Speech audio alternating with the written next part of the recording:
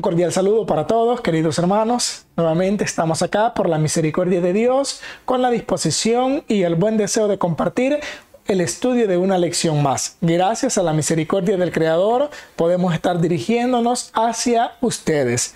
En esta ocasión estará nuevamente su servidor Luis Argueta y tenemos nuevamente como invitado especial al pastor Enrique Ramos. Bienvenido, hermano. Muchas gracias, hermano, por la invitación. Para mí es un privilegio poder colaborar también en este programa de Escuela Sabática. Amén. Es un privilegio, hermano, dirigirnos siempre hacia ustedes y queremos ahora dirigirnos, pero al Creador a través de la oración. Así que los invitamos a que podamos orar.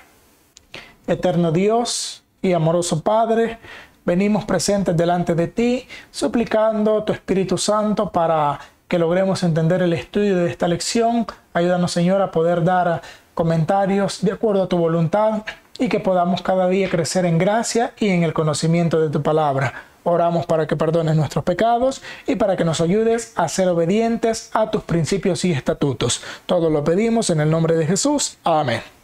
Hemos presentado nuestra plegaria al Creador y ahora vamos a pasar al estudio de la lección.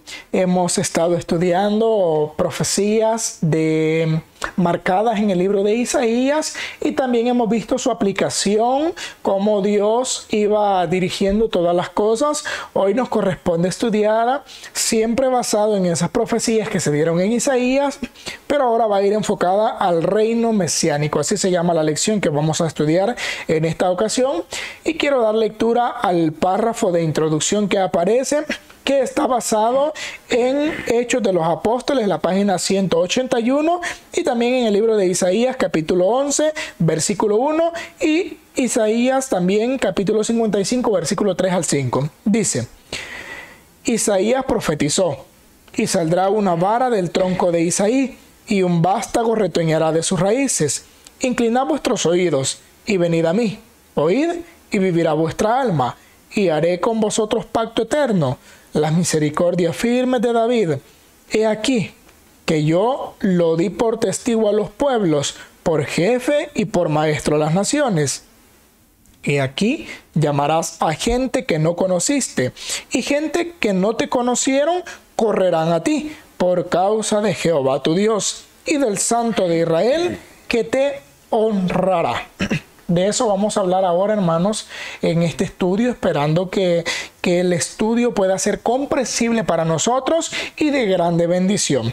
Restauración es el primer subtítulo. Pastor Enrique Ramos, primera pregunta. ¿Cómo describió el profeta Isaías la naturaleza del reino mesiánico y qué ilustración representó la paz y armonía del reino santo? Muy bien, ahora hablando acerca del reino mesiánico, ¿verdad? Porque hemos analizado los reinos de los reyes anteriores, ¿verdad? Acaz, que eran desobedientes, eran idólatras. Así que ahora hablando del reino mesiánico es todo lo contrario. Porque menciona la Biblia unas características. Dice en el libro de Isaías, capítulo 11, el versículo 2, y reposará sobre él el espíritu de Jehová, espíritu de sabiduría y de inteligencia, espíritu de consejo y de poder, espíritu de conocimiento y de temor de Jehová. Y siguen características, ¿verdad?, que se representa a ese reino mesiánico, ¿verdad? Un reino completamente diferente a todos los reinos que han existido en la tierra. En la Biblia nos marca, ¿verdad?, muchos reinos de diferentes nacionalidades, pero todos tenían defectos. De los reinos que más se conocen, ¿verdad? Aún en el reino de David también se cree, ¿verdad?, que fue bastante bueno, pero también cometió pecados graves. Y ahora el reino mesiánico menciona características celestiales, características, ¿verdad?, de que no se pudo contemplar ningún reino, ¿verdad?, en esta tierra. Así que el profeta está haciendo una descripción, ¿verdad?, de la naturaleza del reino, ¿verdad?, mesiánico, una naturaleza completamente diferente a todo lo que se ha visto hasta este momento. Así que podríamos decir una naturaleza celestial, ¿verdad?, o espiritual, la que caracteriza el reino mesiánico. Ahora, ¿cómo se ilustra, ¿verdad?, o cómo también se representa la paz en ese reino mesiánico? Dice el profeta Isaías, se escribe también, dice: morará el lobo con el cordero, y el leopardo con el cabrito se acostarán.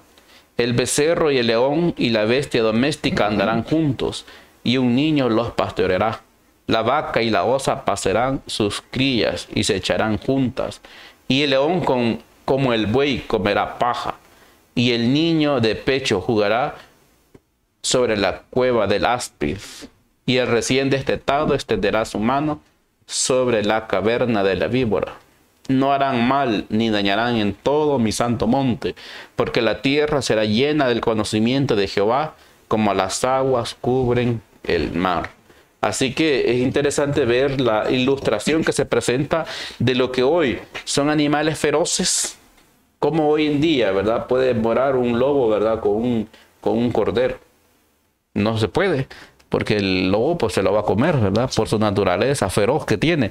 Pero, y aquí presenta todas las características, aún hasta de serpiente, ¿verdad? De leones, que hasta también va a comer paja, ¿verdad? Como lo hace el buey hoy en día.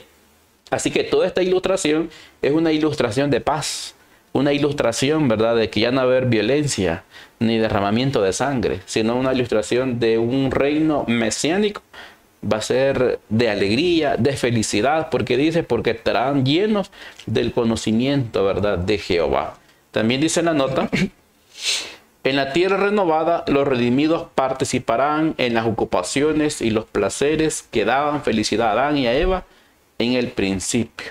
Así que ocupaciones de cultivo, ¿verdad? Ocupaciones de que nadie va a estar preocupado también en que le vayan a llegar a robar. Hay que tener que estar cuidando, ¿verdad?, sus cultivos. Así que ahí van a ser felices los redimidos, participando de los mismos placeres, ¿verdad?, del que tenía Adán en su ocupación en el Edén, ¿verdad?, antes del pecado. Así que todas estas son características de ese reino mesiánico. Muy bien. Concluimos con la respuesta a esta pregunta. ¿Cómo describió el profeta Isaías la naturaleza del reino mesiánico? Describió su naturaleza como naturaleza celestial, con cualidades precisamente divinas. Y su pregunta: ¿qué ilustración representó la paz y armonía del reino santo? Pues la ilustración que se utilizó fue la misma naturaleza, puntos de la naturaleza para representar esa armonía en la que no habría daño ni tampoco habría conflictos. Pregunta número 2. ¿Qué posición ostentaría el Mesías en la reunificación de Israel y Judá, así como en la restauración de los exiliados? Esta pregunta es bien curiosa y bastante interesante porque nos habla sobre un día específico. Voy a leer la cita de Isaías capítulo 11. Asimismo acontecerá en aquel tiempo que Jehová alzará otra vez su mano para recobrar el remanente de su pueblo, que aún quede en Asiria, Egipto, Patros, Etiopía, Elán, Sinar y Asmat, y en las costas del mar.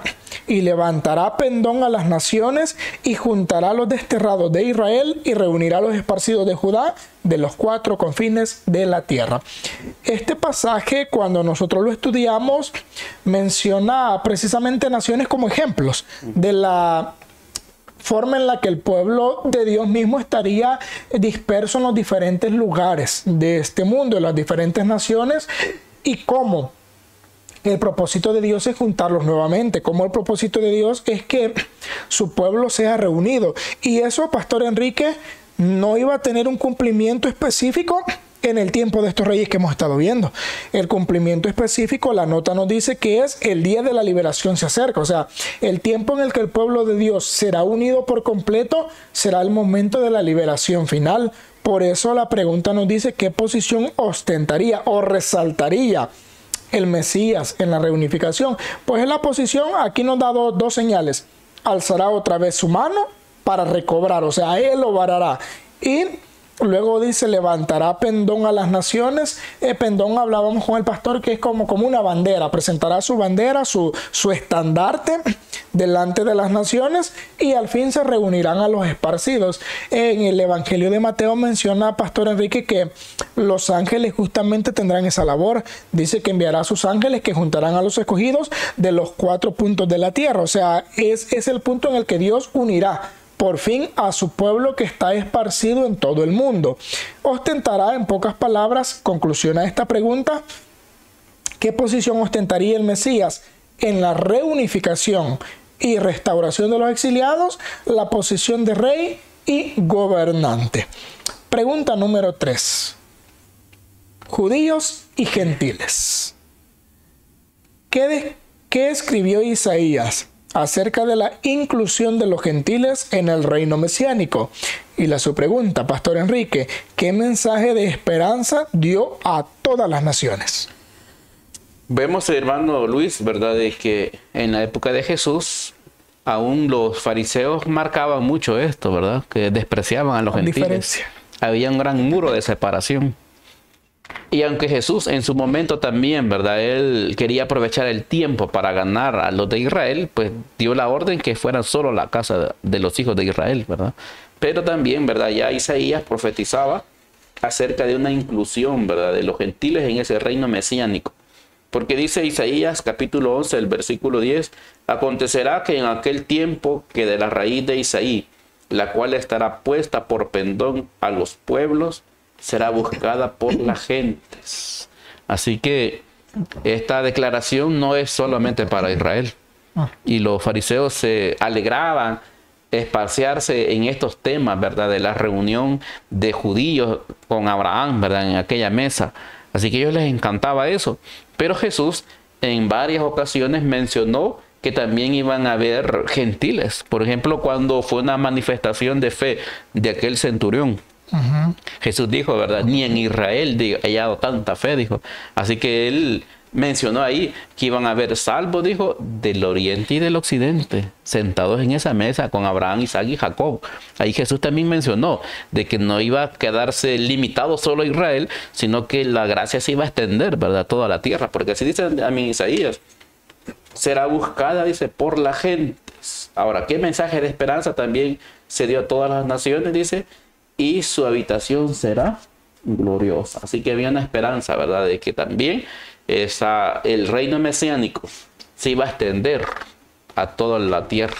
Toda la tierra iba a tener la oportunidad de conocer, ¿verdad?, de su mensaje y ser participante de ese reino mesiánico. Así es. Concluimos esta pregunta que escribió Isaías de la inclusión de los gentiles en el reino mesiánico. Escribió que ellos lo buscarían, que ellos buscarían a ese reino. Y su pregunta, ¿qué mensaje de esperanza dio a todas las naciones? Que se les daría habitación, en pocas palabras, que alcanzarían también la gracia. La pregunta número 4. Himno de liberación es el subtítulo. ¿Qué mensaje transmitía el himno de Isaías? Que encontramos en el capítulo 12, versículo 1 al 6. Y cómo se aplicaba a las promesas de Dios para su pueblo en aquel entonces y también en la actualidad. Esta pregunta, hermanos, es bien significativa. El análisis del canto no lo vamos a hacer en esta pregunta porque, Pastor Enrique, las siguientes preguntas nos van desglosando el canto, lo que menciona. Pero sí, al analizar todo el canto podemos sacar el mensaje que transmite.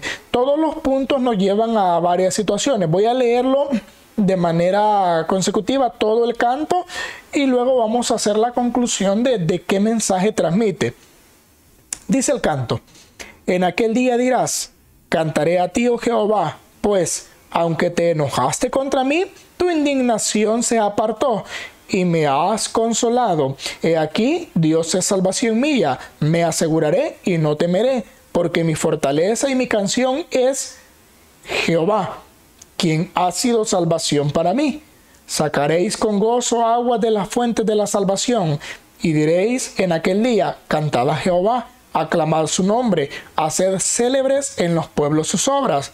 Recordad que su nombre es engrandecido. Cantad salmos a Jehová, porque ha hecho cosas magníficas. Se ha sabido esto por toda la tierra. Regocíjate y canta, oh moradora de Sión, porque grande es en medio de ti el Santo de Israel.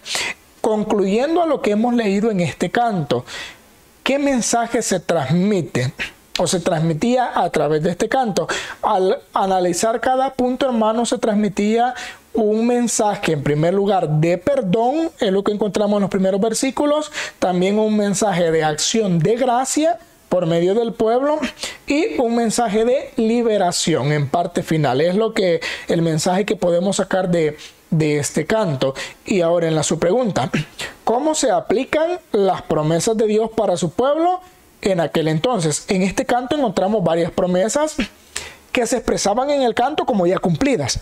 Pero aquí nos dice cómo se aplicaban para ese tiempo y también para el tiempo actual.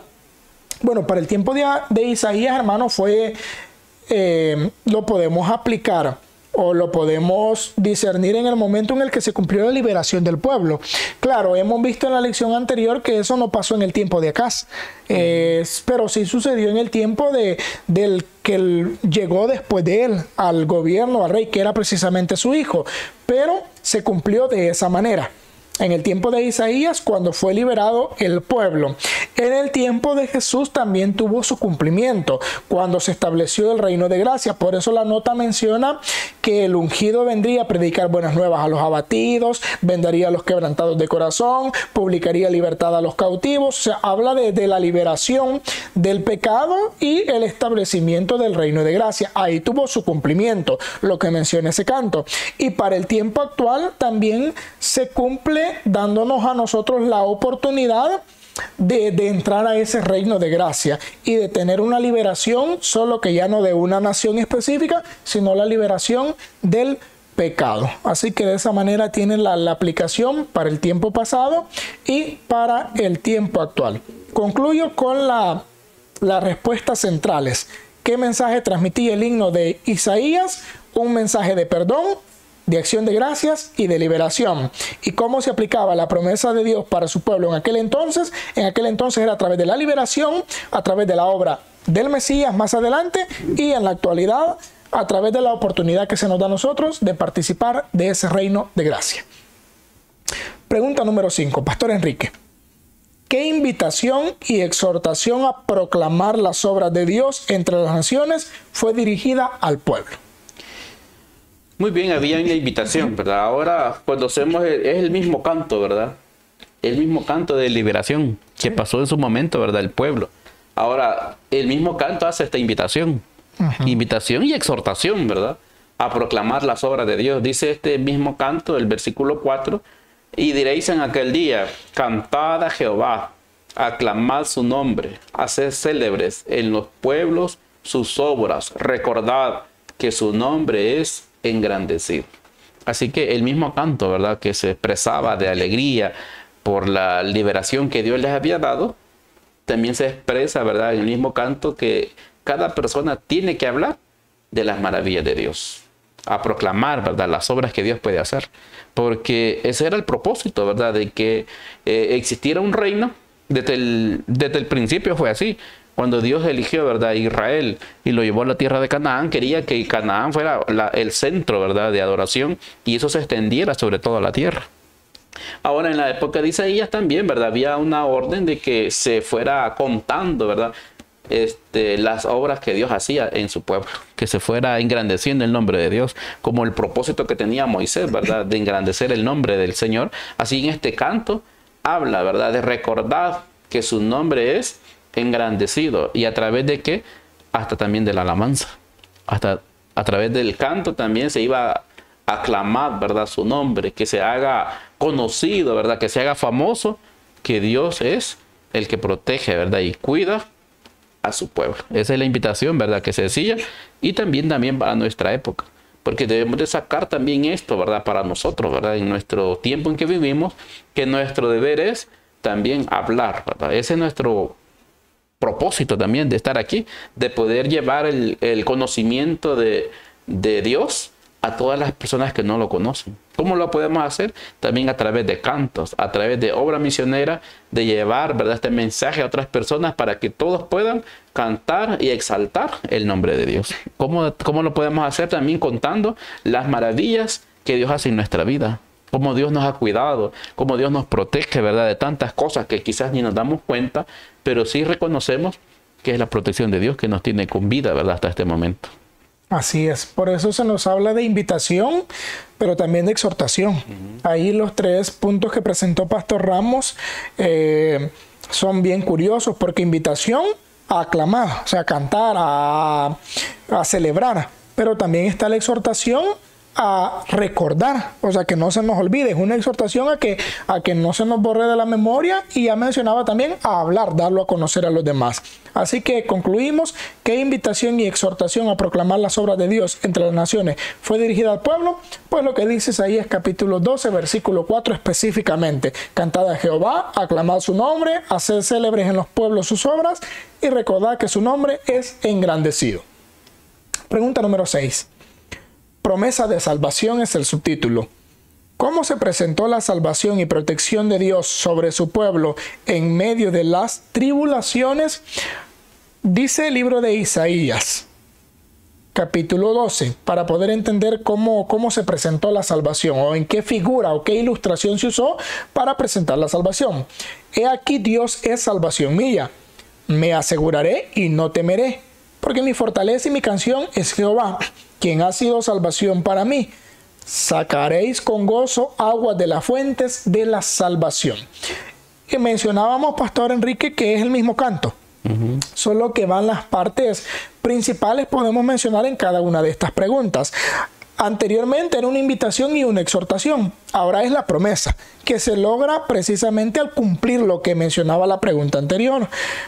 Aquí se presenta esta salvación de una manera muy curiosa. Primero presenta que la salvación viene de Jehová, la salvación viene de Dios, pero la representa con algo que también es para nosotros común, y es con las aguas. Aquí menciona la fuente: sacarás aguas de las fuentes de la salvación. O sea, no nos presenta el agua como un medio para que nosotros logremos entender justamente la salvación y la protección de Dios que da a su pueblo, y justamente es en medio de las tribulaciones. Por eso se menciona en el canto: no temeré.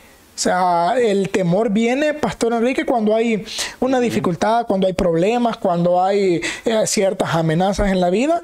Pero en medio de todo eso, Dios se presenta como el agua, como fuentes de agua de salvación de la que nosotros podemos tomar y ganar justamente la salvación. Por eso se llaman aguas de las fuentes de la salvación. Así que la pregunta es muy directa. ¿Cómo se presentó la salvación y protección de Dios sobre su pueblo en medio de las tribulaciones? Como el agua de las fuentes. Concluimos con la última pregunta, Pastor Enrique. ¿Qué promesa de presencia divina y seguridad eterna fue dada para todos aquellos que confían en Dios? Muy bien, en el mismo canto, ¿verdad? Es un canto de liberación. Ahora el último versículo, ¿verdad? El canto menciona esta promesa, porque dice: regocíjate y canta, oh moradores de Sión, porque grande es en medio de ti el Santo de Israel. Así que en el mismo canto se va presentando, ¿verdad? ¿Qué es lo que tenemos que hacer? Ahora también mencionaba quién es el que nos protege, ¿verdad? Y ahora menciona el mismo canto que, ¿por qué? Porque está en medio de ti, dice, el Santo de Israel. Ahí encontramos, ¿verdad?, esa promesa de la presencia divina y la seguridad, ¿verdad?, eterna que se le da no solamente en aquel tiempo, sino, como dice también, a todos aquellos que confían en Dios. También Jesús dio esa promesa. Cuando Él, ¿verdad?, vino a la tierra, ¿verdad?, murió, resucitó y estuvo con los discípulos unos días más, Él les hizo la promesa. Él les dijo que Él iba a estar con ellos todos los días hasta el fin del mundo. Así que Jesús también volvió a repetir esa promesa, como dice en el libro de Isaías, en ese canto: porque grande es en medio de ti el Santo, ¿verdad?, de Israel. Jesús da la comisión a sus discípulos de que vayan, ¿verdad?, que enseñen el Evangelio a todas las personas y que bauticen en el nombre del Padre, del Hijo y del Espíritu Santo. Pero Él dice: y yo estaré con vosotros todos los días. Así que si confiamos en Dios, también tenemos esa presencia divina en nuestra vida. Ya no hablemos como ciudad, ¿verdad?, como pueblo, sino que también a manera personal, Dios promete estar también con cada uno de nosotros. Así es. El requisito que pone Dios es confiar en Él. Por eso dice aquí: para los que confían en Dios. Así que concluimos con la respuesta: ¿qué promesa de presencia divina y seguridad eterna fue dada para todos aquellos que confían en Dios? La presencia y la promesa de que el ser más grande estaría en medio de nosotros si somos fieles. Así que, queridos hermanos, es así como concluimos esta lección, y es una lección muy bonita. Más que todo resalta la diferencia, Pastor Enrique, de los reinos terrenales, lo que hemos venido viendo en lecciones anteriores, cómo los reinos terrenales, en lugar de asemejarse a lo bueno, se inclinan a lo malo, y ahora el contraste de lo que es el reino precisamente del Mesías, el reino mesiánico. Así que, hermanos, Dios nos ayude a poder considerar todo esto y esforzarnos para que nosotros formemos parte de ese reino que estableció el Mesías. Vamos a finalizar orando a nuestro Dios. Padre, que moras en las alturas de los cielos, agradecemos, Señor, porque nos permites la vida y la oportunidad de poder meditar en tu palabra, Señor, en este estudio de escuela sabática. Ayúdanos a entender este tema acerca del reino mesiánico. Ayúdanos a ser participantes, Señor. Sabemos que solos no podemos, pero con tu ayuda y tu Espíritu Santo, sabemos que podemos seguir adelante y formar parte, Señor, de los vencedores que van a estar en tu reino de gloria ante tu presencia en las mansiones celestiales.